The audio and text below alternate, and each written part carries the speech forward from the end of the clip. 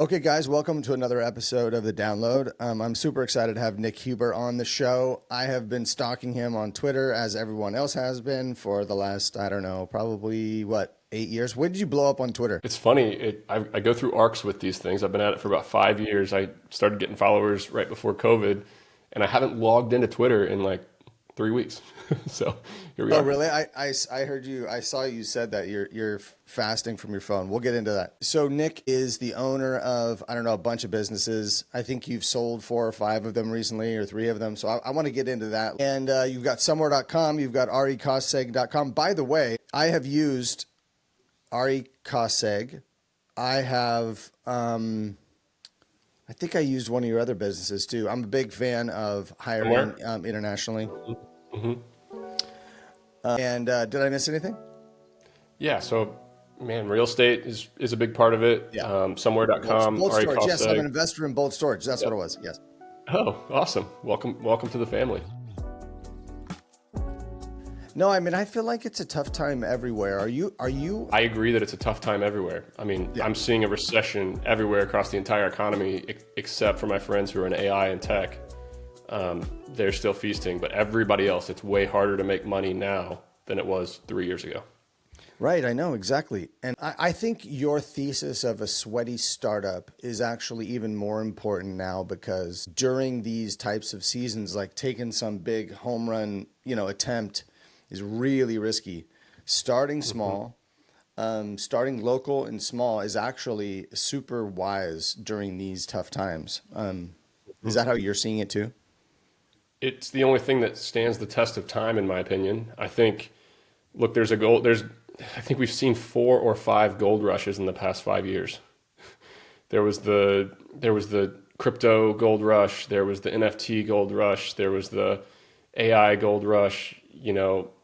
It's so many different whatever's hot. I guess before that, 2018, 2019, it was Amazon, reselling on Amazon that everybody was getting into. And what stands the test of time is fixing something, cleaning something, moving something, repairing something, doing work for somebody, making something stressful in their lives less stressful in a sweaty startup. So it's never easy, but it's the way, in my opinion. Yeah. It's interesting because you started out in college, right? Your story is that you had, what was the business? It was called Storage Squad. We did pickup and delivery storage for students. So students leaving dorms, we picked it up, we stored it in a warehouse, we delivered it. Sweaty, hard, incredibly stressful because it all happened during finals week we were at 20 colleges, 300 part-time employees, a bunch of rental trucks driving around major cities with college kids driving them, a nightmare of a business. And I learned the ropes. I learned how to operate. I learned how to lead. I learned how to hire, solve problems, make decisions. And I think so much of business is about momentum that you just keep your ear to the ground about new opportunities, and 5 years go by, and before you know it, you're doing bigger things, you're doing more exciting things, more lucrative things, but everybody tries to start there is the problem. Yeah, exactly right. They try to skip that step. And all of us who have had successful businesses or exits like mine or all the successes that you've had, there's a trail of failures or there's a trail, of pain that we went through in that beginning stage where it was like, 10 years to an overnight success. That's inevitable. So I was coaching somebody recently and I was like, just accept the failure. That's okay. Hmm. You're going to pivot. You're going to need to pivot. Even if it's a successful business, you're going to need to pivot. There's a pivot inside there anyway. And it's like, that's the deal. The failure is part of it. Can you speak to that? Yeah, if you don't want to have any stress in your life, if you don't want to have people upset at you, if you don't want to lose money, if you don't want to have a situation go the wrong way and have the pressure on you and people looking towards you, if you don't want that, you might as well sit in your parents' basement and play World of Warcraft. Because doing anything worth doing is going to be stressful, it's going to be uncomfortable, there's going to be failure along the way.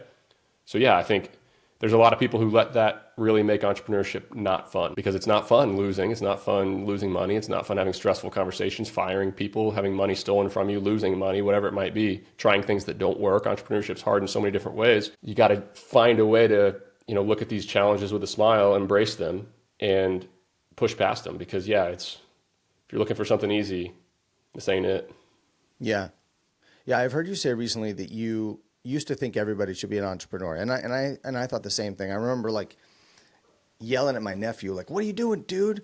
Like, get in gear, man. Like, start something, And then as I've gone through these different businesses and some failures and stuff, I'm like, oh yeah, this is really tough and it's not for everybody. I think you've had the same transition. Well, I used to think almost anybody could be a good employee as well. Mm, Um, so, yeah, I think early in my career, I drastically overestimated the average person. Maybe that's sad to say, and I'm not putting myself on a pedestal in any way. I think part of what I makes me good at what I do is I can handle the punches, right? I'm not a spectacular decision maker. I'm not unbelievable at anything, but I used to think that everybody should be an entrepreneur. Everybody should start their own company. I totally disagree with that now. I think 98% of people are better off finding a boss who respects them, finding a career they thrive at, putting themselves in a situation that they like. And for most people, that's not having hard conversations about compensation, negotiating leases, purchasing, recruiting. You're being a salesman all the time as an entrepreneur. So yeah, I think very few people are cut out for it. If you look at the average American, and this is where it kind of gets, you know, maybe a wake up call for a lot of folks. And I'm not saying this in a condescending way, but you look at the average person in America, do they really have it together? They don't even have their own life together. They don't have money in the bank. They maybe have a trail of broken relationships. Maybe they're physically not in a good spot, mentally not in a good spot. There's a lot of problems today. If you can't keep your own life in order, how are you going to possibly run an organization with 5, 10, 15 people or even larger? So yeah, it's difficult. And I also spent the beginning of my career thinking that everybody would make a great employee and hiring very quickly and keeping them too long, when now I yeah. kind of realized that only about 30% of people that you bring on, or that apply for a job or that want to work for you, are actually going to be able to add value to your organization, and the rest are going to suck value. So it's a Yeah. tough, hard truth. Yeah, I know. And so many of these things you can only learn by doing.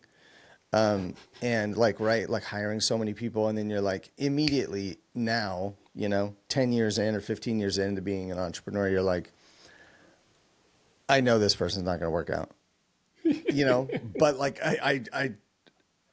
it's because I kept somebody for years longer than I should have, or that person actually like was stealing from me, or, Hmm. you know what I mean? Like all these things, all these lessons you learn. And it's like, yeah, I'm big into, I hire fast and fire fast now.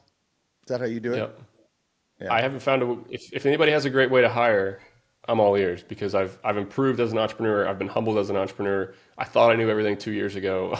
I'm in a totally different situation now. I'm sure I'll feel the same 5 years from now about how little I know today. Yeah. Hiring is one of those areas where I watch these companies do 18 rounds of interviews, and it just doesn't make sense to me. It doesn't make sense to me, because the harder I work on an interview and vetting, and yes, I do the things like typing tests and assessments and make them do a little bit of work and try to get a feel for them, but I really don't know what's going to happen until they come in and start working. But yeah, I'm pushing all of my companies now to kind of avoid the natural atrophy of a business. Yeah. And Right. if you own a company and you've been around for 5 years and you got the same employees around for 5 years, there's going to be people who are hiding in your organization, not doing very much. It's Yeah. hard to find them. It's uncomfortable to fire them, especially if at one point they were adding a lot of value or they're still doing something really well. You run a remote organization, especially, you can have a lot of people working 20 hours a week inside your business, and it's your job as an entrepreneur to get rid of those people. Yeah. Yeah. Yeah. So you are actively operating how many companies right now? So you mentioned sell at the beginning, and I actually folded a couple. Okay. There was a couple failures along the way. I started about 9 businesses between 2020 and 2024. 3 of them are getting really large. Another 3 have a lot of potential. Somewhere.com is the biggest, is from a revenue perspective. Bolt Storage is second, and RE Costseg is the fastest growing one, the cost segregation firm. So those are kind of that's the 3-headed monster where I'm spending almost all my time. But then we also have a company called Bolt Builders that does architectural, design for offshore team doing architectural design for developers. That's growing really fast because U.S.-based architects are a fortune and very slow. Got a Titan Risk, an insurance company, Bold SEO, but we folded, we shut down. The Huber Method, which was a sales training business, RecruitJet, a couple others, Ad Rhino, a couple others that just, weren't worth the brain damage to make 5 or 10 grand a month as an agency. So yeah, it's been an interesting path, but I think the three businesses are my main focus, where I have operators in place, but I'm very in the weeds operating these companies. So you have CEOs in place, or like There's not a CEO presidents at or any of something? the three, actually. Yeah, I would say that I'm most involved in bulk storage. That's where I'm call myself CEO. Have really great COO caliber people, different sales leaders that are running their divisions. So I'm not involved in the day to day, but I have a team of 3 or 4 folks who are running the sales, running the marketing, running the ops, running the finance at each company, and I can ask the right questions and kind of know where the business is at all times. Great. Okay, so when you zoom out in all of those businesses, because I'm similar to you, I've started a lot of stuff. I think I've started 9 businesses, and couple, just failure to launch type of situations. Couple Hmm. that, and I was also similar to you, where once something really clicked, like I had an e-commerce company sold on Amazon.com, and it was scaling at 100% per year.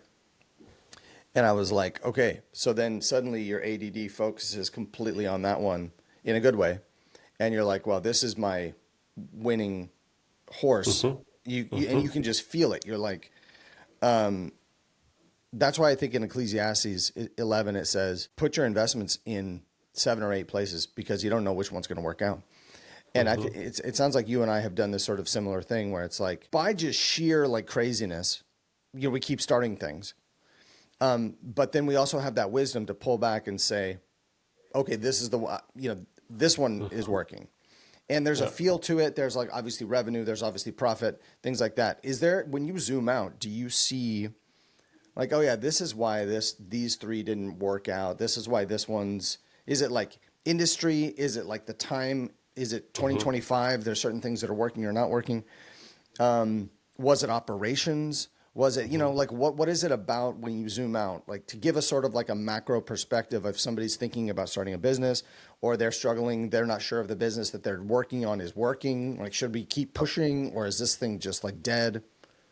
Yeah, I have 2 things to say. I think number one is that it's the holding company model, the being diversified and having more than one business. It's very in right now. Yeah. There's Warren Buffett that everybody's idolizing now that Charlie passed away. There's Brad Jacobs. There's a ton of people on the lower scale on Twitter in our world that are doing this, buying and getting very wealthy. We're talking about folks like Brent Beshore who are phenomenal at this in a private equity hands-on operating way.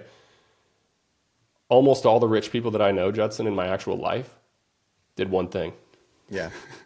So I'm kind of talking out of 2 sides of my mouth here is that yes, I have ADD when it comes to entrepreneurship, and I tried 5 or 6 different things, and I'm very lucky that I diverted and built that first self-storage facility when I was running that moving company. I'm very blessed because I went from a bad business to a good business, and that leads into the second thing I was going to say. Some businesses are way harder than other businesses, Yep. period. There's a good business and there's a bad business. In my opinion, the career trajectory of somebody should be to start in a bad business, learn the ropes, learn how to operate, learn how to make mistakes, make decisions when the stakes are low, build that skill set to actually run a company and work your way into better and better businesses or by shifting your one business into better and better opportunities. So I think it's twofold. It's yes, I love being diversified. I can focus on several different things. I'm a above average delegator, but man, almost everybody I know who's wealthy in my town, at my country club, in my peer groups, they did one thing really well. Yeah. Yeah. And it's usually like, oh, my dad has like a steel company or like, Yep. you know what I mean? Like it's usually something like that, you and I are on the Yep. same page about unsexy businesses. So I was Yep. in Hollywood, the most sexy place in the world, and it was the worst. I mean, the Hmm. absolute worst. And as soon as I had that epiphany, so I had the epiphany. I was a Broadway actor, and I was in a Broadway show, and I sat next to this guy, and he was like 45, and I was in my 20s, and I was like, oh shoot, I do not want this dude's life. And Hmm. I was smart enough to see that and be like, dude, I got to get out of here. So I went to LA. You can make a lot of money in LA, but it's like it's the literal opposite of the sweaty startup. It is the opposite. Hmm. All the people coming, it's just the sexiest thing in the world, which means there's just massive competition and a lot of corruption, and there's no way to Yep. actually Politics. work hard to make a living. hard work doesn't equal actually making a living. So once I had this realization, I got out of there. I was actually a really good entrepreneur. I was just in the wrong place. It's a terrible business. So I love what you're saying about, your whole thesis, but also about sweaty startups and all that. You know But what? This is also, what me and my partner. This is what me and my partner did. We said, hey, look, we're in a hard business right now. We don't have a whole lot more colleges we can go to. Like this revenue is really tough. We have a lot of risk on the table here. Where can we go compete with the folks who are wealthy and not that sharp, not that impressive, not that brilliant? Hollywood is one end of the spectrum where 1% of the people make 99% of the money and everybody else fails. yeah. Tech startups in Silicon Valley, close to those odds. Okay, I don't want to play those games. Where can I find a bunch of average people who do really well? Where can I pick? What field can I pick where the 75th percentile are wealthy? And we decided to get into self-storage. Yeah, dude, totally. Self-storage, obviously it's become incredibly popular. I think you were at the beginning of the trend, but it's like become like a business trend, right? So maybe it's harder now. Do you find that it's harder Way now? harder. Yeah. All real estate is in chaos at the moment. I think there's some great operators with low leverage that are just smiling and flying around in their private jets and in business as usual for them. But a lot of groups, I know them, a lot of people are struggling to refinance deals, are capital calling their investors, are at risk of losing properties. I mean, you think about the last 3 years, the interest rates have doubled and they've stayed there. That's our number one expense in the real estate business, from multifamily to industrial to self-storage to all of it. So yeah, it's a very interesting time. We're lucky enough to say that we refinanced all of our deals without any cash in from our investors. Of course, we're behind projections. Of course, we have some struggling deals, but we're not going to lose any properties, and our operations are doing well, and we're sending money to our investors in every single one of our deals. But yeah, it's it's chaos out there, man. Yeah. Yeah, it feels that way because in e-commerce it's the same thing. I rode the wave from like 2017, and it was like this massive wave of transition. I call it the river of money was happening. You're like, whoa, this is incredible. And before that, I had ridden the wave of video production. So had a video production company, and everyone went from no business had video to every single business in the world had video, needed video. Yep. Right? Yep. Or you're way behind if you don't have video. Like you and I are doing a live stream video. This was not true 10 years ago at all. So we're creating video content. So I rode both of those waves. And in a way, it's sort of like trying to find, you try to survive during these seasons and wait for the next wave. And you and I both know AI is a wave that's happening, like you said, and crypto is a wave. Neither of us are really in those spaces, right? You're not in those spaces. Mm-hmm. Yeah, I'm not creating an Self-storage, AI app. self-storage is a wave as well. Real estate has always been very cyclical. There's very good times to be in the real estate business. There's very hard times to be in the real estate business, just like oil and gas. So we're excited about the future, man. Like we're seeing a lot of good deals now. We're seeing some distressed properties.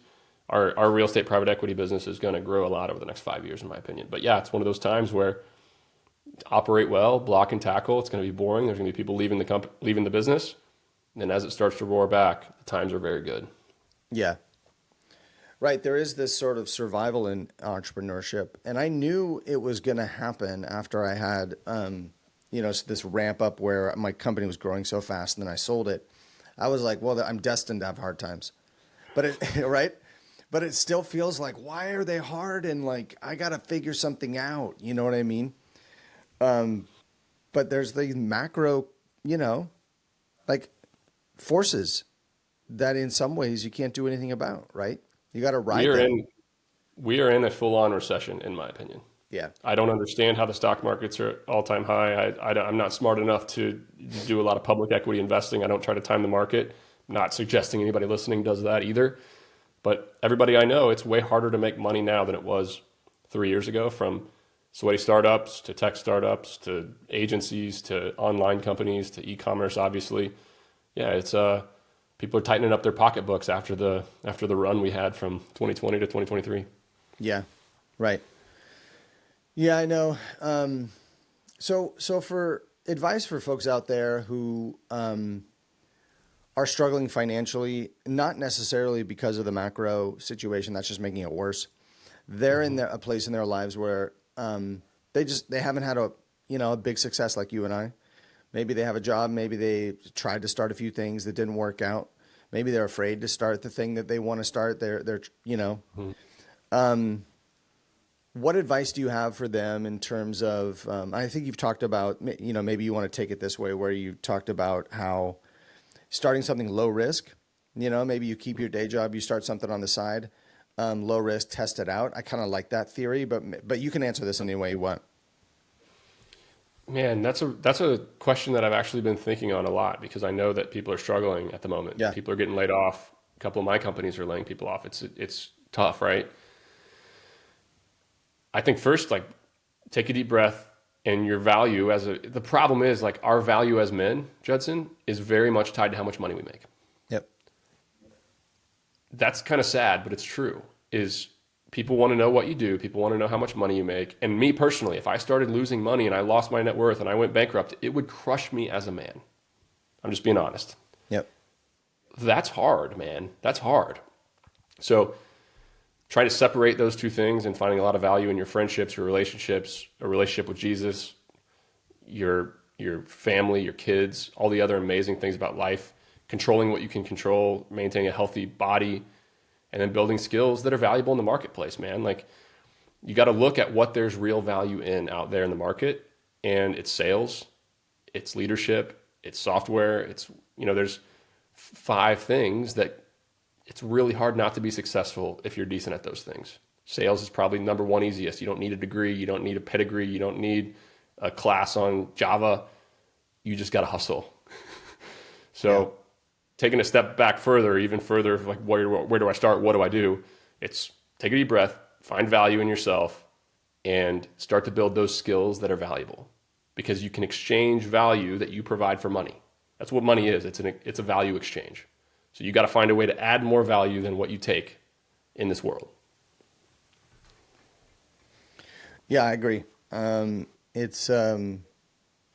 other than sales, what would be other high value things that people should consider right now? I like looking where there's low competition. Now, more tactical, I'd say pick something where there's low competition in your town, where it's not a sexy thing where people are doing it because they love it. Avoid the hobby stuff. If you're really into gaming or sports, avoid those altogether because everybody's really into gaming and sports. Make a list of 5 sweaty startups, and I have a list of business ideas. Folks can download it, sweatystartup.com/ideas. 400 plus ideas. Pick 5 of them that you're physically capable of starting on the side of your work. Call up the competitors in your town who offer that service. If you want to do pressure washing, Google pressure washing near me and call 5 companies. Do they answer the phone? How quick can they get out to give a quote? How motivated are they to do work? That alone, Judson, can tell you where the opportunity is. Spending 2 hours calling competitors for 5 business ideas that you have, none of them answer the phone, they don't need the business, they don't care, they're not running digital marketing. There's demand in excess of the supply of that thing. Yep. Yeah, the thing that's crazy is I just know most people aren't going to do it. They're not going to take that 2 hours and do it. Yeah. And it's like, you could take one day and you could really vet 3 different business ideas in your town. Mm-hmm. And I had a friend who wanted to start a house painting business, and he's like, Nick, I want to come over. Let's get a beer. Let's talk about business. And I was like, okay, let's come on over. Sunday afternoon, we're sitting out there. He brought his little kid. Our kids are playing in the backyard. He's like, I want to start a house painting business. And he proceeds to tell me all the things he's done. He's bought a web domain. He's tried to build his own website. He's incorporated his company. He's studied franchises. He's priced out rigs. He's taken a free online course about painting. He's done 3 months worth of work. And he's like, what do you think, Nick? What do you think? What do you think? And I said, it doesn't matter what I think. He's like, what do you mean? I was like, well, it matters if the people want what you're offering. So I picked up my phone. I said, all right, here we go. I typed in house painting near me, and 10 companies popped up right near me. I clicked on the first one, hit call, Sunday afternoon. Second ring, guy answers. Hey, this is Jose with, 5-Star Painting. How can I help you? And I say, I own a house over here. I'm interested in getting my house painted. how's it work with you? And he's like, oh, I've done a lot of big work with UGA. Like I painted the house around the corner from you. I have a crew ready. I can get out there to quote your building, your house tomorrow. I'm like, okay, let me talk to the wife. See you later. Bye. And this is on speaker. My friend's listening. Go down the second one. Call him up. Again, first ring, answer. Very eager to earn the business. He actually pulls up my home on Google Maps and gives me a price right on the spot. It says his crew's available to start that week. Third one, call him up. Very similar thing. He gives me a price. He's like, if you get another price in town, I'll beat it. Like my crew's available this week. Like, let's go. Like, can I come out and see you now? Can I come out to your house right now on Sunday? Hang up the phone. I look at my buddy and says, what do you think now? He's like, I don't know if I want to compete with those boys. Yeah, exactly. Yeah, dude. What do you think about the framework of, instead of exactly what you said, instead of starting the website and getting the URL and doing all the stuff, just try to make a sale or 3 sales. Mm-hmm. Like how I started my first company was I put 30 flyers on doors around my campus, and I went sidewalk chalk and wrote summer storage, call my cell phone number. Didn't even have a website. And I filled my basement at my college town with people's stuff in 3 weeks. And from the time that I thought I might want to start the company to 3 weeks later, I had $3,000 sitting on my bed. Yep. Cash money. Yeah. That's the way I prefer to start a company. Yeah, me too. That's exactly the way that I'm not raising money. I'm not, I don't need $1 billion company. I don't even need $100 million company. Although if you started a window washing company and you were a good operator, it could be $100 million company. Like sweaty startups can be massive. Like I just heard about a guy who washes semi rigs. You know what I mean? Like he's just washes semi trucks, and it's a massive business. I love that.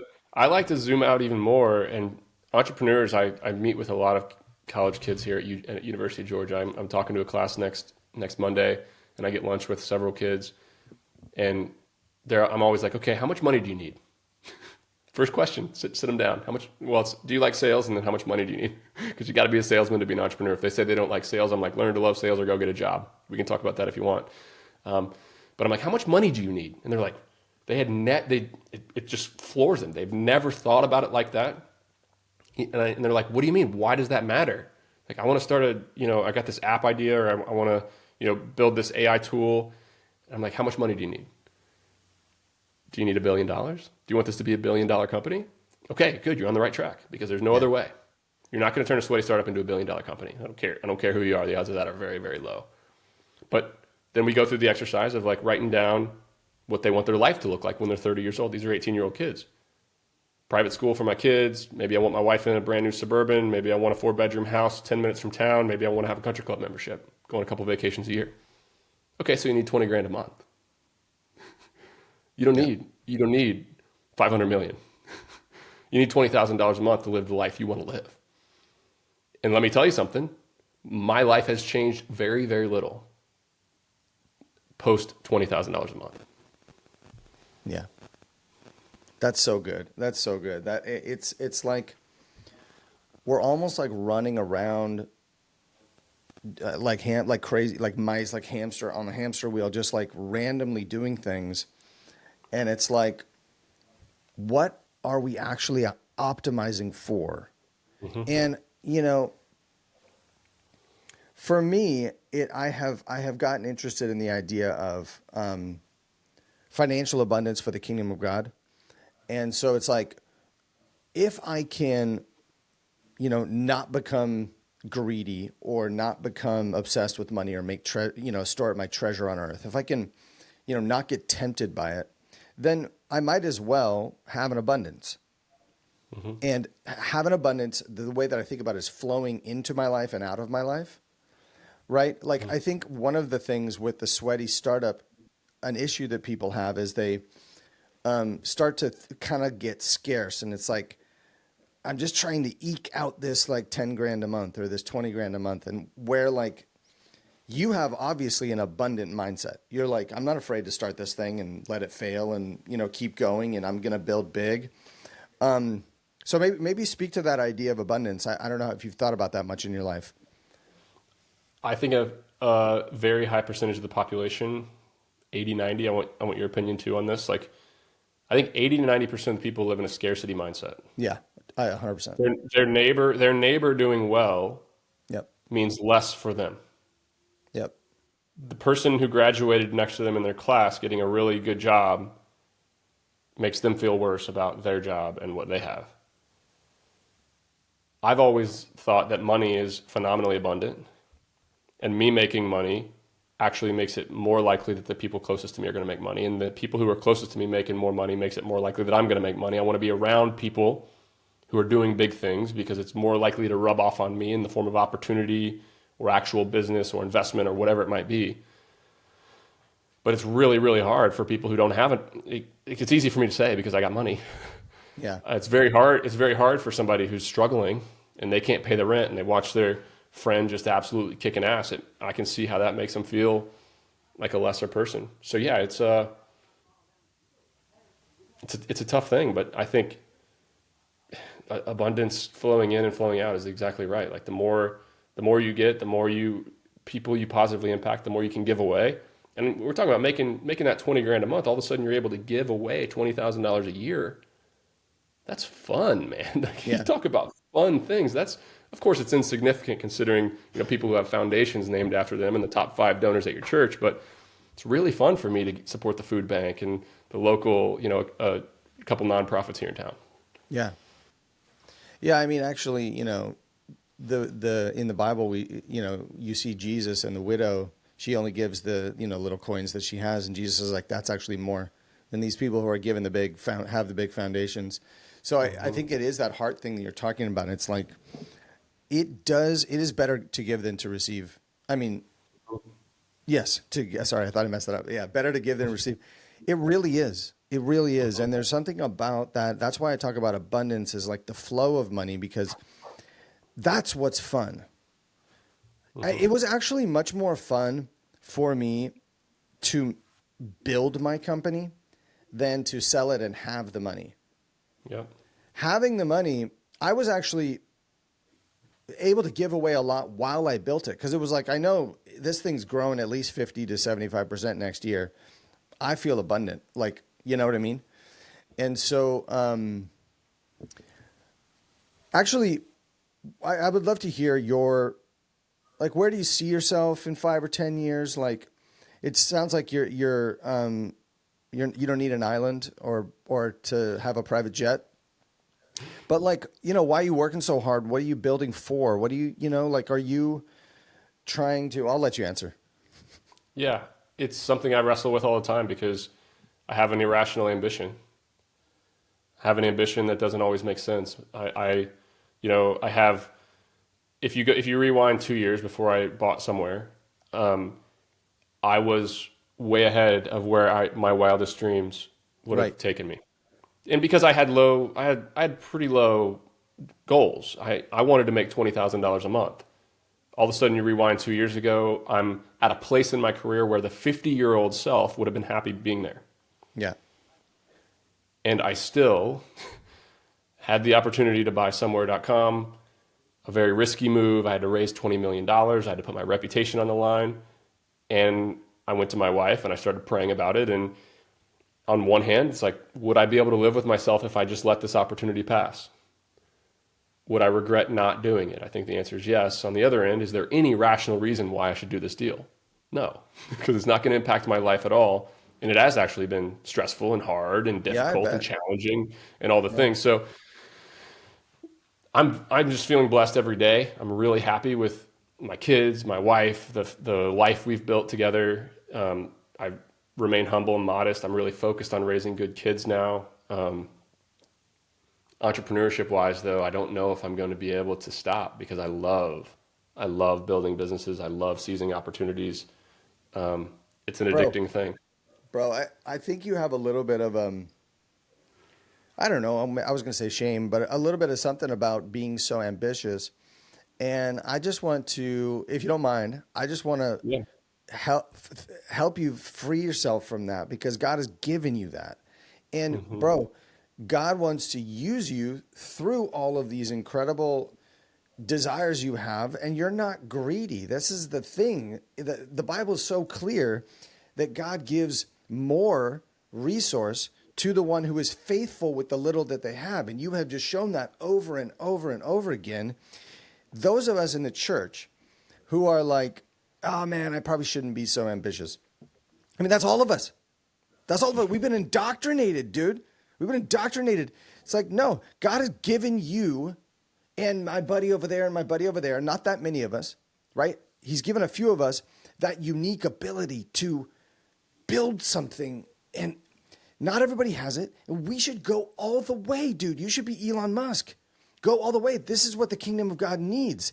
And obviously we need to balance. You and I want to be great fathers. We want to be there for our wives. We don't want to be just complete, like Elon has 11 kids and never sees them, right? Like, I don't know. Mm-hmm. I have no idea what he's doing, but you know what I mean? Like, and maybe you have thought about this before or whatever, but I just sense that little bit of like resistance in you. Mm-hmm. There is a little bit of shame, but there's also, I don't have any regrets. Yeah. I believe that life is gardens. Every area of your life is a different garden. Rock Thomas, my friend, says this, like your body is a garden that needs water, needs energy to be healthy. Your relationship with your wife, your spirituality, your career, your finance, your entrepreneurship, your relationship with your friends and hobbies and your children.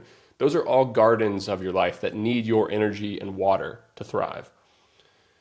I would never want to not have a relationship with my kids or treat my wife in a way that she's not happy and not getting enough of me or fall apart physically. So yeah, I think I can do it. I'm cocky enough and confident enough that I think I can have a six pack. I can be a good dad. I can become a scratch golfer. I can remain married and have a great relationship. I can have friends and a social life, and I can build companies. Yeah. So we'll see, but I'm trying. It's so funny. I have this list of like, oh wow, I'm trying to like, I wanted to get a certain level on the tennis team, the adult tennis team. Yep. Everything I do, I just want to, I'm like, oh yeah, I can be great at that. Mm-hmm. I think that's I get home, and when I feel the best in the evening is when I accomplished something or worked towards something or made progress. Yeah. Progress brings me happiness, whether that's, oh, I played the best round of golf that I've played. Yeah. I felt a little different with the golf club in my hand. We're making progress. Or I did a hard workout that day. Or I had a very difficult conversation and made some plans that for the company that were, going to pay off in the long run. All those things make me feel at peace and complete and happy at the end of the day. Yeah. I think there's builders, there's people who grow and want to improve, and then there's people who are happy with the way things are. I don't know the split, but maybe it's 70-30. 70% of people are happy with the way things are. They don't want anything to change. They'll go through the motions and do the same job in the same house and the same everything for their whole lives. I don't think there's anything wrong with that. I think a lot of those people are happier, frankly. But I'm unfortunately not one of those people. Well, I'm curious to what you think about this. So I feel like that has been true. Like our parents' generation, for sure, they had, probably had one job and, that worked for them. They were able to own a house. I do feel like we're moving into a time where that's risky, that might not work out. Like my kid, I have a 6-year-old, and his world is going to be so different than ours. And it's almost like going to be required of people to be more entrepreneurial. Mm-hmm. The AI is going to widen the gap between the haves and the have-nots. Yeah. I think look at where we are already. How much money do you have to own a house in 95% of populated areas in the United States? You have to own a decent house, especially if you're gonna have 3 kids and you want to put your family in a safe car. You have to make $150,000 a year. Yeah. How many people are making $150,000 a year? Maybe 8 or 10% of the people in the whole country. That's eye-opening. It's not the way it was 20 years ago. Yeah. Yeah, it feels like there's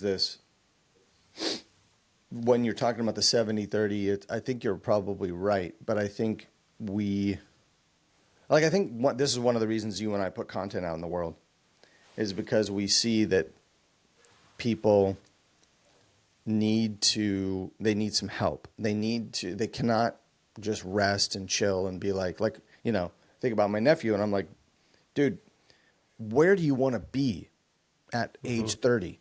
Because is what you're doing right now is there any possibility that it's going to lead you where you want to be? Right. And most people, it's like, they're not doing the thing anything that will get them where they actually need to go or want to go. Yeah. I think video games are a total cancer, a hidden cancer on society and ambition and success. Yeah. I don't know if your nephew plays video games, but the most unambitious people that I know all play video games. Yep. Especially for boys. Yeah.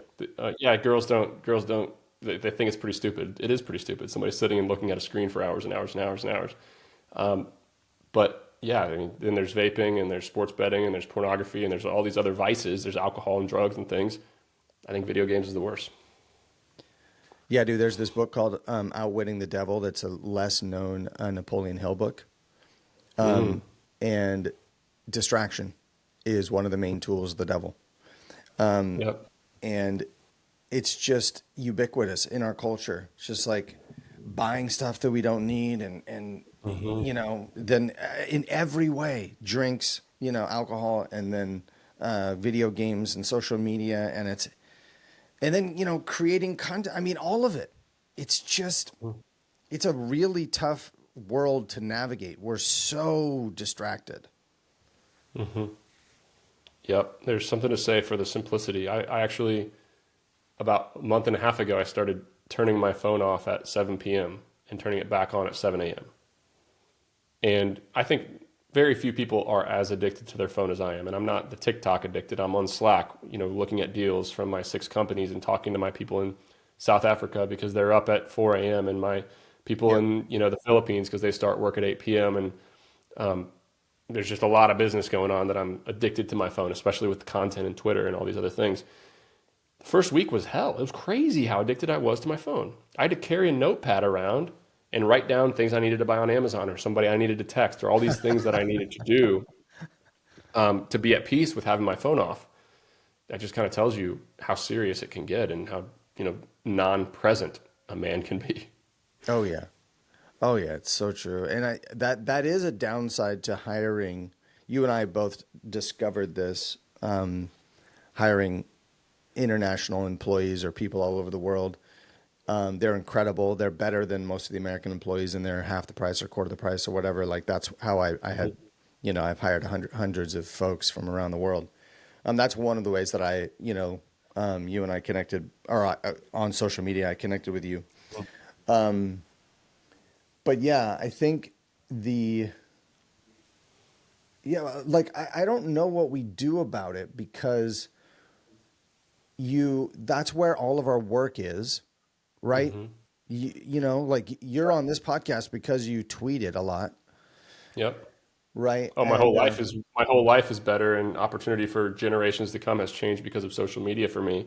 Yeah. It's like being an alcoholic that has to drink 3 beers a day. Yeah, exactly. Imagine how hard that would be. Yep. Nick, you got to drink 3 beers. You're addicted to growth, and maybe it's attention. You can argue a lot of things. You're addicted to this. But you have to do it because it's your work. Yep. And Slack is your work, and your people are your work, and social media is your work. But you got to stop at 5 p.m. and be really excited to do homework with your kids and color and play board games. And, it's hard. It is very hard. Yeah, it's really interesting. Okay, so you lock your phone or you shut it off or whatever from 7 p.m. to 7 a.m. Mm-hmm. That's a cool strategy. Let's see if we can brainstorm some others. So I have tried deleting certain apps, and I think maybe you've done this too. Yeah, I've actually, about 3 months ago, I spent my first 24 hours off Twitter in 4 years. I hadn't gone a day without checking my Twitter. And now I haven't logged in 3 weeks. So how have you been tweeting? I have 4 full-time employees in my media company. So my YouTube continues, my podcast continues, my Instagram, my LinkedIn, and my Twitter, and the DMs get, viewed. And if there's something important, she sends me a screenshot of the DM. Somebody big sends me a DM, or somebody wants to use my company, or a friend of mine sends me a DM. She sends me a screenshot in Slack of it. So, Okay, and so you write your tweets like in Slack or something, or are these like just recycled from previous tweets or what? a lot of recycling for sure, because social media, as you know, it's a Yep. parade. It's not a Broadway show where you have people's attention for 3 hours straight. You got a new crowd every day. So Yeah. you got to repeat a lot of things, but yeah, I'll draft a Google Doc where I'm just putting ideas in, and when they're ready, I move them to the top, and the team puts them in the schedule. Do you feel like because obviously this is going to not be optimized as well, right? Yes, If you're I'm, on I'm there, leaving money on the table for sure. you're leaving money on the table, and you're okay with that because Yeah. you want to be a good dad, you want to be a good husband, you want to go to church on Sundays. Like, is that the equation, or is it something else? You're like legitimately addicted. I mean, I know we all are. Yeah, it's impacting my sleep. It's impacting my presence with my kids. Yeah, it's not good. It's not good to have kids that have an hour and a half every day, but when they get home from the YMCA, before they go to bed, and me to spend 30 minutes of that looking at my phone is insane if you think about it. Yeah, It doesn't make any sense. yeah, I do log in. I do go to. There's nights where I got work. Like I work a lot, and I'll go send messages from my computer and work on my computer from 8 to 9 or 8 to 10 or 8 to midnight if it's crazy. yep. But my phone is not around. It's off. Yeah, that's the downside of an international team is that as you're like having dinner with your family, you know that they're all coming online and there's going to be a lot of messages. But I think you and I do the same thing where it's like kids get the kids to bed, and then my wife's had a long day. She's probably going to bed too. And then I can grab another, hour or two if I need to and sort of push things forward because you're going to sleep for, 8 hours. And so you can push a bunch of things forward. It sounds like you kind of do something similar. Yep, exactly, Yeah. exactly. My team all works at U.S. hours, but I don't know. My executive teams throw down, man. Like they're working all the time. We got a startup culture at my businesses where if you don't want to work 60 hours a week, this is not the place for you. If you want to come here, learn a ton, get unlimited opportunity, get promoted quick, make great money, change the trajectory of your family, this is the place to work. But in every single interview with anybody I hire, somewhere, Bolt Storage, RE Cost Seg, any of my businesses, I'm trying to talk them out of it. I'm saying, hey, look, we work all the time. If you want December's off, if you want your 20 holidays that's standard in South Africa, if you want a lot of these things, this is not the place for you. If you want tremendous financial upside as far as variable compensation, if you want to learn a lot, if you want upward mobility in your career, if you want to potentially change the trajectory of your family, this is the place for you. Yeah. And how do you manage three fast-paced companies like that? I know you have even more than that, but like personally, are you like blocking your time? Like, okay, this is when I focus on this. Or like, how do you manage it? Are you like ADD like me, where you're like, Yeah. just kind of, I think about the lowest hanging fruit at every company. What's the biggest problem the easiest problem to solve that can provide the most upside at the business, or the hardest problem to solve that we have to solve in order for the company to grow? Where does my attention needed? What questions do I need to ask inside this business? That's where I go to my, at Bolt Storage, our COO is in Bogota, Colombia. His name's Andres. He's a stud. I got my CFO who's helping me underwrite every single deal and keeping all the finances in order. Those are the two people at Bolt Storage that I interact with because they lead the sales team, they lead the ops team, they lead the marketing team. yeah, Then at RE Cost Seg, I have a COO that's amazing, and I have a head of sales that's amazing, and a performance marketer that's amazing. Those three people are the ones I'm looking into. My partner Dan is helping with product. Mitchell's helping with finance and the actual cost seg studies. So my zone of expertise is growth, sales, operations. Some of my partners are ops heavy. Maybe it's finance, maybe it's some of the other things. So I have key people at the business. They send me an email every Friday that says, hey, here's how much work we closed. Here's what we're working on. Here's our priority next week. And then every 6 months we do longer term vision planning. But when the company's growing fast, like a lot of these companies are, it goes out the window very quick, and we're huddling and revamping, and hey, who do we need? Who we need to go find? I'm spending a lot of time recruiting right now. Hey, we Yeah. need a great performance marketer. Okay, I'm going to lead that search because I'm good at the recruiting process. Yeah. Yeah. So you don't, you're sort of like Elon Musk, where you're looking at where is the thing that, what's the most important piece? There's one thing that is slowing this business down, or there's one Hmm. major thing that we need to tackle. And then you kind Hmm. of you kind of go fully focused on that one thing for each business. And when there's problems, I'm in the weeds. Like at somewhere, we had a problem where our applicant pool was crap. And we went through a 3-month period where the people coming in the door, applying to the jobs that we were posting and responding to our ads and responding to our outreach, were not high enough quality for us to actually scale the company. Because Mm. in the recruiting business, you got to have great people. So I spent a month deep in the weeds of the sourcing team as a sourcer, redrafting the emails, redrafting the job postings, redrafting the whole flow of how they're brought into the system and interviewing, revamping our CRM so that they can apply. Then I bring in a sourcing manager, and they're overseeing it then, and I'm working with them. It's our job for a little while. So yeah, it's when things are going well and you have a good team, it's a lot less stressful because you don't have to do that, get in the weeds and actually do the work yourself. But yeah, I still am not afraid to get my hands dirty. Yeah, I've noticed this where companies or people in my companies, they will jump to sort of scale. They'll skip to scale where it's like, no, no, this isn't working yet.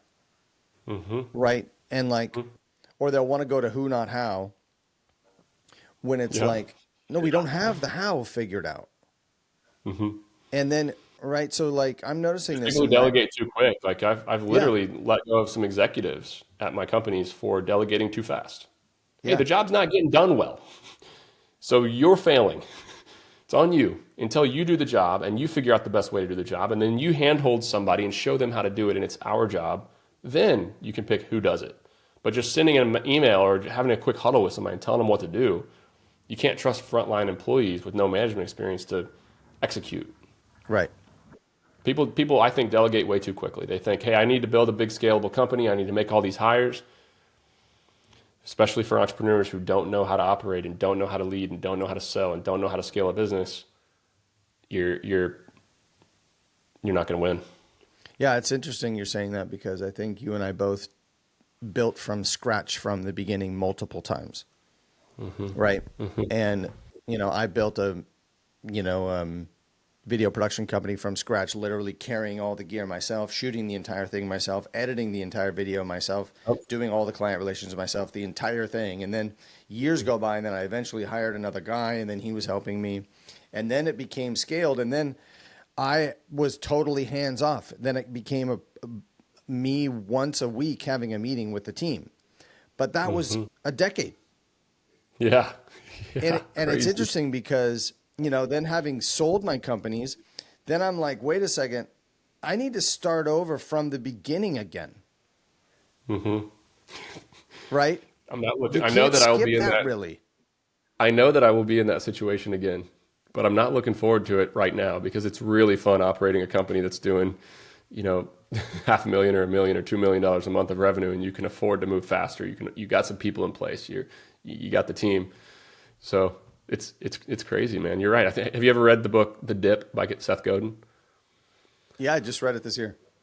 Really? It's great. Yeah, Yeah. it's basically in business, this is not his actual point, but I apply his marketing and his thought process to business in my own way and what's happening in my life. And it's funny how you can work at something and feel like you are toiling away for 6 months, 12 months, 18 months, and nothing is happening. Even 2, 3 years and nothing is happening. And then bang, all of a sudden in a 1 week period, it's like, wow, we just leveled up.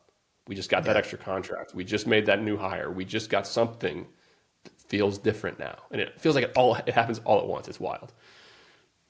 Yep. Yeah, I think you're right. That's true. That's what happened with my video company. Um, yeah, so let's pivot a little bit. I don't know how much longer you have, but I let got me another ask you half hour. just, So let's keep going. you what? I got another 30 minutes or Okay, up great. until that, however long you want to go. Great. So in terms of your faith and you know, the way you think about wealth and money and you know, your faith, like how do you sort of navigate that? How do you sort of think about your um you know, making sure you're not storing up treasure on earth or sorry, I don't know how to frame this question. Let me see if I can. Yeah, you want me to kind of just start with my faith journey? I actually haven't. I can talk through the fact that maybe I haven't actually tied those two together fully in my head Great, yet. great. I so I grew up Catholic, going to church every Sunday, but my parents never really prayed with me. It wasn't.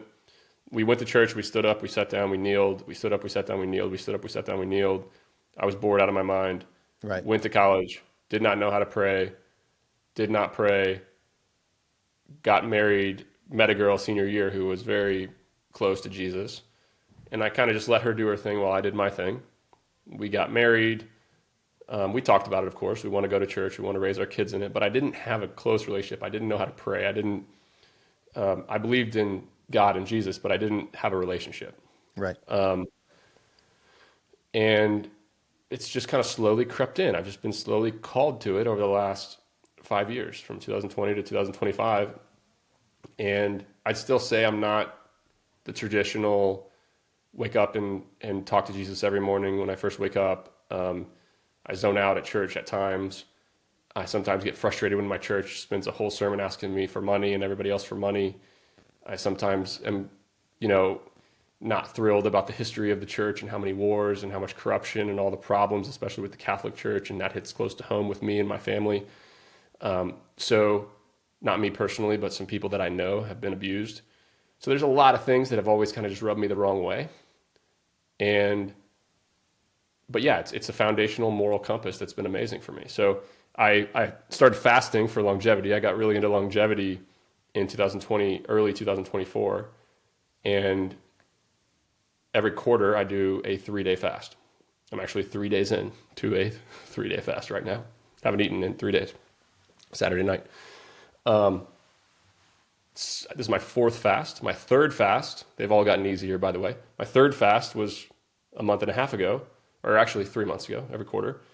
And the last day of the fast, I was reading a ton about fasting. And while I'm fasting, I'm watching all the videos. I'm just trying to keep myself motivated that this is really healthy. And I'm autophagy and stem cell and all the gene expression and all the stuff for longevity. I started reading about the German monks, the Bavarian monks, that would go 40 days on a bender, basically just drinking beer, Right. drinking super strong 3,000 calories a day worth of beer so that they could work and pray. And I just found a big link between that. I thought it was fascinating. So I decided to break my fast with a beer, one German beer. So I ate dinner on Tuesday. It was dinner on Friday. It was time for me to break my fast. I decided to go to the next morning, but I wanted to have one beer on Friday night by myself. So I went in and I drank a beer. And all of a sudden I got really drawn to pray. And I started praying and thanking God and just looking around just in like elated gratitude somehow.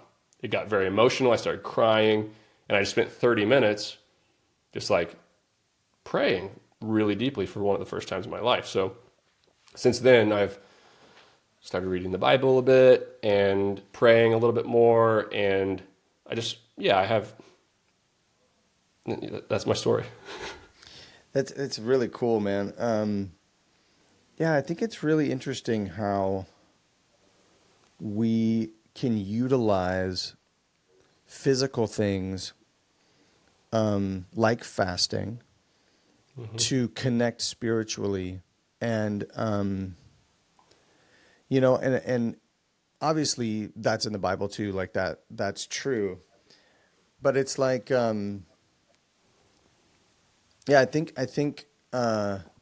it's an interesting tool, and I think not enough people do it because it's hard, and It's really because hard. right, you're sort of crucifying your flesh. You're sort of saying like, Jesus, I'm going to walk like you, I I'm going to crucify these desires that I have. I'm going to say no, and something is unlocked in the spiritual realm when we do that. Yeah. It's it does amazing things for your body. It does amazing things for your body. I think a lot of chronic diseases could be, you know, treated and cured by fasting, especially metabolic diseases like diabetes and some others. So, Yeah, I did an 18-hour fast every day for a year. Right, I did this sort of, whoa. intermittent fasting. Hmm. And I think you don't get the same autophagy as like you get into a third day, right? That's when all that some of the awesome magical things happen, right? Hmm. Hmm. But I tried it for a year. Now I'm doing a carnivore diet, which I also have when I'm really strict carnivores, which I did that for like 6 months where I didn't have anything except for eggs, bacon, beef products, and anything from the cow, and not dairy, but any meat and salt No and carbs. No carbs. absolutely no carbs. I Holy shit. also had a spiritual awakening. Hmm. So I find that interesting that both we're doing different kinds of fasting, right? Different Hmm. kinds of like, it's almost like telling the body, I'm not going to give in to you, Hmm. Hmm. right? And the spirit, We have a very soft life today. It's easy. yeah, we Life do. is easy. That's right. Hmm. And Yep. avoiding all those things that your body is craving is hard. Very hard. Yep. And you're right. Throughout most of human history, that wasn't an option. You Hmm. were you were taking a cold shower because there was no hot water. You Yep. were right. You were working hard all day, carrying things, moving things around. You're out in the sun. Like, yeah, almost all of human You were history was trying to like put that. 10 pounds, you were trying to put 10 pounds on in the summer so that you would have the 10 pounds to lose in the winter when you didn't eat as much. Right. Exactly. Exactly. You know, I think Yeah. modern medicine's a beautiful thing, but there's something to say for having your body recycle itself and eat those precancerous cells. And I think prolonged fasting is really, really good. Yeah. Yeah. It's one of those truths that is a biblical truth that we are called to fast, and it has this longevity benefit. But God told us from the beginning, and Jesus fasted. So it's like it's just so funny because I've noticed you and I mentioned this before we started recording that like I'm like, oh yeah, wait, the Bible has this incredible business advice, and you don't they don't preach about that really, right? You don't hear it, but it's like sort of the Hmm. best self help book in the world. It's the best business book in the world. It's the best wisdom book. It's the best practical whatever, and Yep. yeah, it's interesting. So you're starting to You read know, the Bible a little more. have you ever listened to Andy Stanley? Do you know Yeah. who he is from North Point Yep. Church in Atlanta? Yep. Um, we are a sister church of his, so we get to listen to a lot of his sermons. And he's obviously a phenomenally successful businessman. And yeah, it's very, very applicable to the day-to-day struggles of entrepreneurship. Very. I actually haven't started deeply reading the Bible yet. Have not started doing that. A lot of folks What's the recommend it. deal? What's the deal, bro? You got off social media here. That's the next step. Obvious next step, dude. Yeah, yeah, you're right. No, dude. I took. So I grew up in the Christian church, and then I went to Wheaton College, which was where like Billy Graham went to college and stuff. Super super Christian upbringing.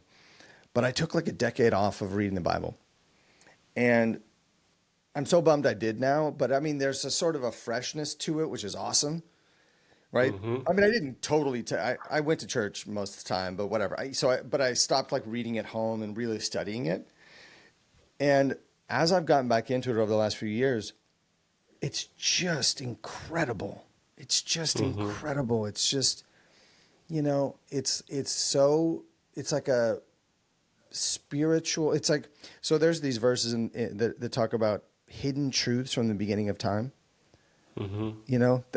That are there, and it's like, and Jesus spoke in parables. It was intentionally kind of hard to figure out what he was talking about, right? The Bible is not.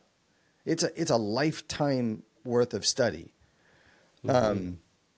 And then there's things that are very easy to understand as well. Like it's like super simple, but I think for every word in the Bible, there's hundreds of thousands of words written yeah, from exactly. theologists studying the Bible. Yeah, exactly. But this is what the download is. My podcast is like trying to parse out as Christians, what does it mean to should we be careful building wealth? Like, should we, like, what does this mean? And I think like you, most of us are stuck in a scarcity mindset rather than like, oh, there's a bunch of rich people over here greedy. It's like, no, most of us are actually stuck over here in scarcity, and God offers us an abundant life. You know, he says, ask and you shall receive. He says, yeah, I've come to give you life, give it to you abundantly. And we're like, no, we kind of want to struggle, you know?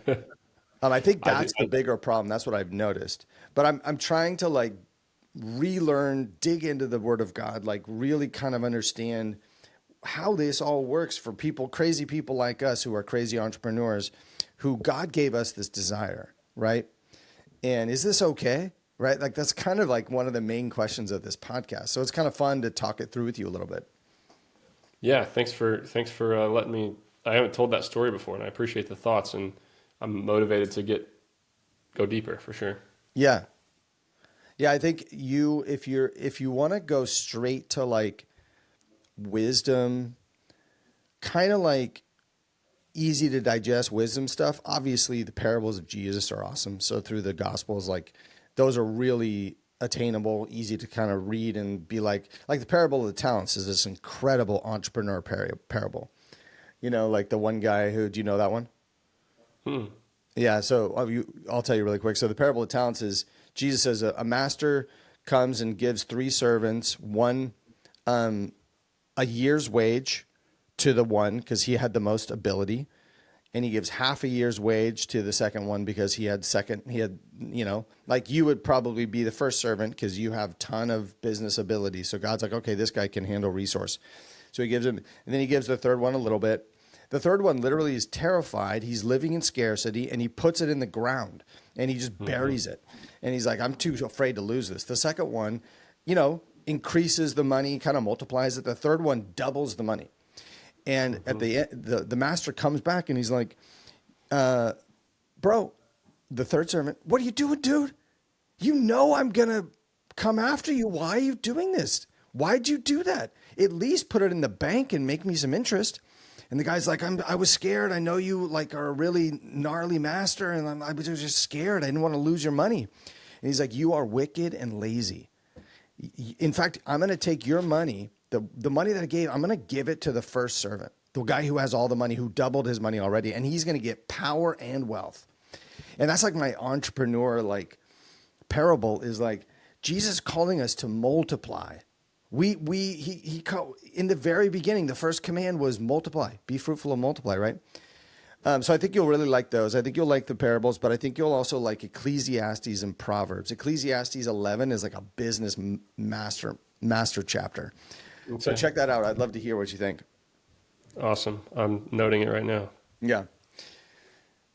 So yeah, I'm trying to do something. Actually, that leads me to, I want to ask you a couple questions about social media, about building a personal brand. And it seems like you built a really big one off of X and Twitter 5 years ago, it sounds like, right? And I think what's interesting is so nuance doesn't really work that well on Twitter, right? Yeah. It's like, we can have a lot of nuance here in a conversation because we have more than a half a second to capture somebody's attention. Yeah. On social media, people are scrolling and they're selfish. You got to think it. And if you're creating content, maybe this is advice for you. People are very selfish. It's not about you. It's not about what you want. You literally have to make somebody laugh, or you have to make a smart person think harder about something interesting. Yeah. To win. And you have a half a second to do it. So do you think a nuanced approach where you write 1,000 words and explain every angle is going to make a smart person think hard about something? No, you have strong opinions that are loosely held. And even if I'm not sure about something, I'll take a side. And okay, it'll be what I agree with generally at the moment, but I'll take a firm stance and I'll, double down on the fact that that's how I feel. And it sparks a conversation and I learn and people can engage. There's obviously disrespectful people as well, but yeah, there's no nuance. Unfortunately, there's no nuance. So politically and socioeconomically and culturally, I think it's a massive negative about social media. But here we are. Right. And it seems like you're kind of on the conservative side of things. Like I saw your tweet about the liberal CPA, which is just hysterical and so true. Oh my gosh. I saw you got a lot of, Did you see how many liberal CPAs got upset about that? I saw that you reposted it and said like so many people are freaking out about this. Um, yeah, I bet they are. Right. And they're terrible CPAs. They work for the IRS. I think it's so Yeah. true. I say Yeah. this all I the think, time. I'm like, if your CPA is basically just trying to make sure you're not audited. They're not trying to save you taxes. and they're trying to minimize the amount of work they have to do. Yeah. So saving you money is actually more work. Yeah. Look, I think politically, especially, I am conservative. I believe in conservative values. I think self-ownership and being able to pull yourself up and take care of yourself. And, life is hard. I believe that life is hard for everybody. And if you try to make it not hard, it makes it worse. You have people who are dependent. You have people who can't take care of themselves. That said, there's a place for healthcare, and there's a place for helping people who are down. There's a place for unemployment insurance. There's a place for taxes. I don't get mad about paying taxes. I'm not a libertarian who thinks there should be no government. I think generally speaking, the American government does a pretty damn good job at what they do. Of course, there's places that I would not live, especially out far west, but where you are. Yeah. That's just who I am. And I think the great thing about this world that we live in is you get to pick your people. Yeah. If you don't like San Francisco, move to San Diego. If you can't afford San Diego, move to Athens, Georgia. Like, you get to live where you want to live. Yeah. No, there's a whole silent, hidden conservative community in California. You know what I mean? It's It's true. And if you're in the right neighborhood, then I think it's underrated. People say like surround yourself with people who disagree with you. I think that's a way to live an unhappy life. I like surrounding myself with people who see the world the same way I do. Obviously, keeping an open mind, keep developing, keep changing my mind on things that are important. But it's way more fun to be with people who see the world similarly. It's yeah. underrated. Yeah, that's right. You want to raise your kids with other, parents or whatever who have the same values or similar values, and obviously they're bringing other things to the table as well. But it's like that's a life hack for sure, man. Yeah. So in terms of your social media strategy these days, you're obviously still doing it. You know there's value there. How has it changed over the last few years? Well, in 2023, I could make a tweet and drum up a ton of business for one of my companies. That doesn't work now. Like the algorithm doesn't allow me to sell and drum up business for my companies anymore. It's really, really hard. So that sucks. And that makes me way less motivated to post. Right. And I also think, Right. I think it's way harder to grow now. If I was starting now, I would not be able to grow and have the following that I have today. Yeah. Period. I don't think it's as easy to grow. The folks who are getting on and getting started now have largely missed the boat, I think, unless they have a unique approach and they're video forward and some of these other things. So yeah, I'm going to keep doing it, and obviously it is valuable, and I think I am impacting people and helping people see the side of sweaty startups and a lot of the other things that I talk about on there, but I'm not as excited about it as I was in 2023. That makes sense. It's let me ask you about the book really quick.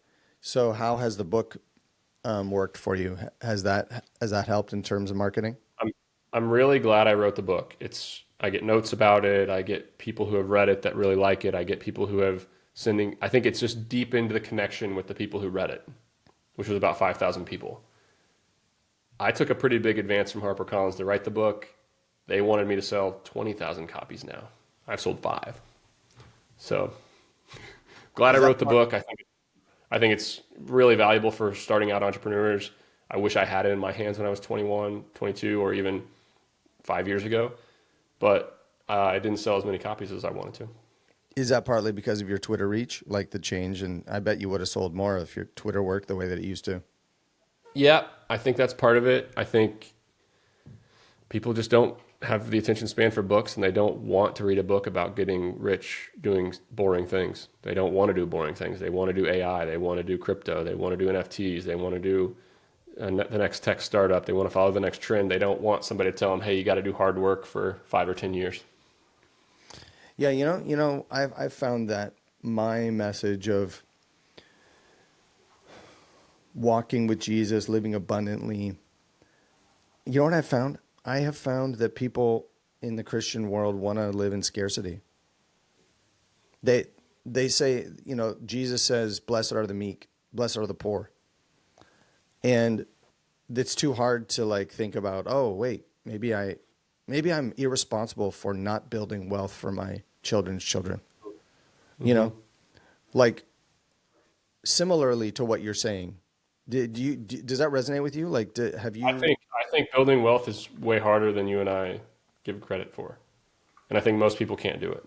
Yeah, So if you can't do it, do you want to listen to Nick Huber tell you that it's easy and that you should do it? Do you want to listen to Judson that you should have abundant mindset and build wealth and keep trying and keep trying and keep trying when you've already failed 3 times, you're broken, you got other problems in life that are more important? Our messages, I think, are phenomenally important to the select few, and I'm not going to get discouraged, and I don't think you should get discouraged because the vast majority don't relate. yeah, Because we are impacting those people that do relate and do have what it takes and do have that drive. And I get, I've been at this for only 6 years now, but I get notes from people who their entire world is different because they saw one of my tweets or they listened to one of my podcasts, and yeah, I'm proud of that. yeah, for sure, for sure. So I think just general from a content perspective, to wrap up that thought, I think a small niche group of people who are serious about doing things is way more valuable than trying to reach the masses and getting hundreds and thousands of downloads or book sales or whatever. Yeah, yeah. It's like the kind of true concept, the true True fans. fans. The True thousand fans. true fans concept. Yep. Yeah, I think you're right. It's like we're moving into a world where everyone is a social media star. Like where it's like there aren't going to be single mega stars. Well, there will be, but it's not going to be. It's like we're all going to have our own little community of people that, oh, that guy really resonates with me for a reason, right? Which is Hmm. why I'm I talking about also my think faith so publicly or whatever. X is going to start losing people because they don't want to just be fed anonymous, the next viral thing over and over again. They want to connect with the people that they follow, with the people that they relate to. So I have faith that it'll swing the other way. The pendulum, since Elon bought X, has really swung towards virality Yeah, and the next big political thing or big news or dramatic or politics or whatever. I think it'll swing back to the way it was in 2021 when you could follow people for their thoughts and their threads and really start to learn and think deeper about things. I'm hopeful, at least. yeah. Yeah, it's interesting because we're living in a time where things are moving really, really fast, where things are changing really fast with AI or whatever. It's like every day there's some new tool that gets blowing everybody away. And it's like, dude, I can't keep up with all this. And it's like, you think about how these algorithms are changing, whether it's YouTube, where this video, this podcast will be, or the different podcast apps, or like, Hmm. I agree.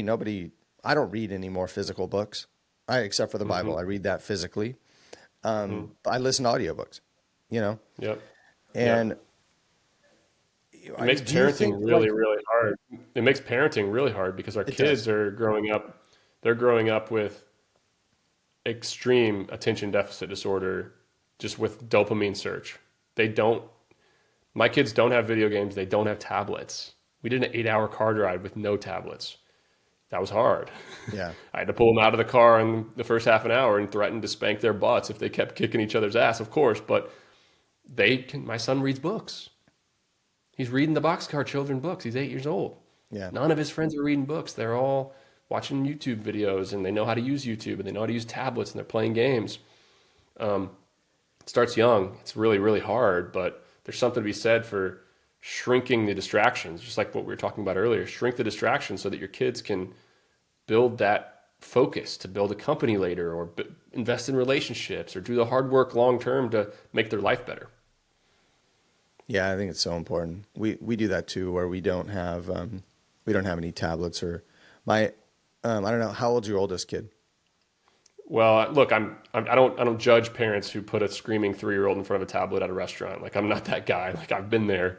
My Yeah, 8 and 6 year old, my 8 and 6 year old don't use yeah, tablets. My 3-year-old girl, if she's freaking out and we're yeah, somewhere where we need her to not be freaking out, I'll give her my phone. yeah. Oh yeah, totally, totally. I've been there too. No, I was asking it because I have a 14-year-old now, and they basically have to have a phone, hmm right? Yep. Because it's like They're in eighth various grade. reasons. Is that what they're at? Yeah, safety, and then also just like school, and there's this different. Yeah. It's just like Yeah. the coach is literally texting the team like where Yep. we need to be for so it's sort of like you don't have an option, and then it's like I have her phone locked down and these different things where it's like at a certain time it shuts off on her every night, and like but then she'll be like, Dad, I'm in the middle of my homework or whatever. So it's a very, we're living in a time where like, I think this is an interesting theme through this whole podcast is like trying to figure out how we're not slaves to these devices. We obviously need to use them. It's almost like we need to develop a really, really robust muscle where it's like hmm almost like you're working out at the gym. It's like, I am going to use this way. Yep. I'm going to have power over this technology because it's just going to get worse with AI, like the seduction of it, right? Yep. Yep. Like hmm I was showing my son like a funny video on Facebook, my 6-year-old, and it's completely AI generated. I don't know if you've seen these things where it's like massive sumo wrestlers jumping off of like a big cage of like it looks like sort of like an octagon, but then they jump and then the entire cage just gets destroyed because they're so fat and big. And and the crowd is like, and my son's like doesn't understand. He's like, how is that fake? That looks completely real. Right? And it's like so entertaining I because don't know how it's like, Facebook has mastered the 6 minute engaging video. what How do do you they mean? get these people to watch? They watch in the Facebook Reels. Maybe this was only a couple years ago because I haven't been on Facebook in a long time. But there's people that sit and watch these like 6 minute videos on Facebook about nothing, Yeah. but entertaining like little bullshit things. Yeah. It's Oh yeah, wild. completely. Absolutely, completely.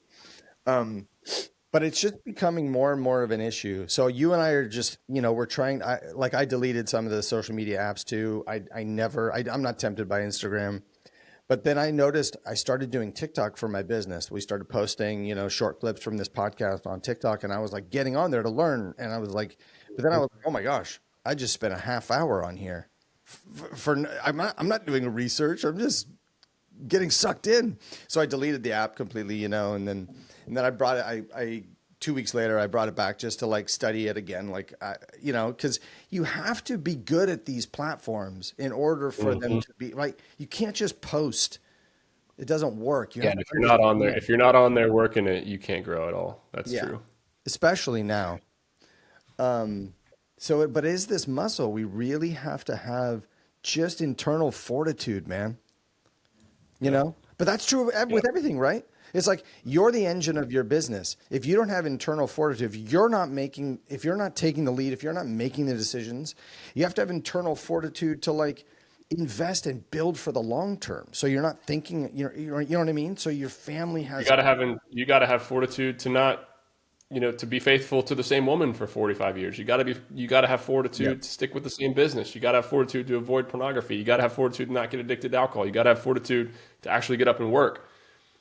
I mean, you rewind 50 years, and there's the pictures now of everybody on the trains on their phones. 50 years ago, every single person had a newspaper, and they were not talking. right. So the distraction changes, and of course, the distraction has gotten much more intense now. And I do worry about it, but I'm hopeful, like you said, that we can build the muscle to manage it, and especially instill it in our kids. Yeah. And it almost seems like one of the major issues for parenting, for sure, right?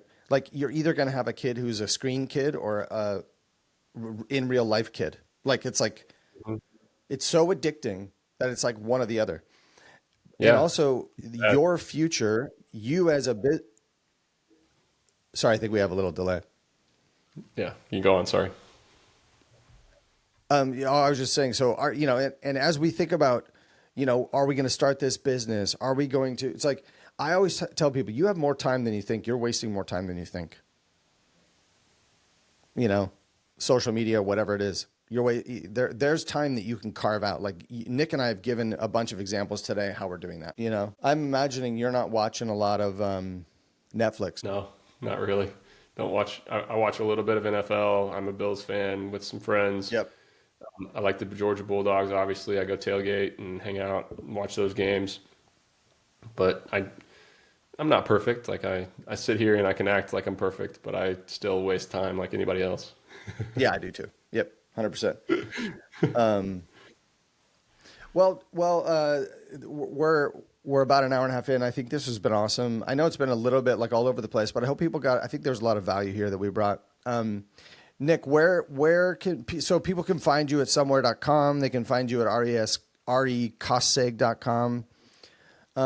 Where else do you want them to? Yeah, if folks want to get a discount at one of my companies, if they want to reach out, they can email me, nick@sweatystartup.com. And yeah, follow me on X, DMs. Like my team will send me the DMs. I'm probably going to be back. I'm not done with Twitter for very much longer. I think I'll have, get back on. So yeah, happy to connect with folks. And if you want a kind of a distilled version of a lot of the things that we've talked about, check out my book, The Sweaty Startup. But yeah, I really appreciate it, Judson. I think this conversation was great. Awesome. Thanks so much, dude. So as we always end every show, seek ye first the kingdom of God and all the rest will be given to you. That's the pod.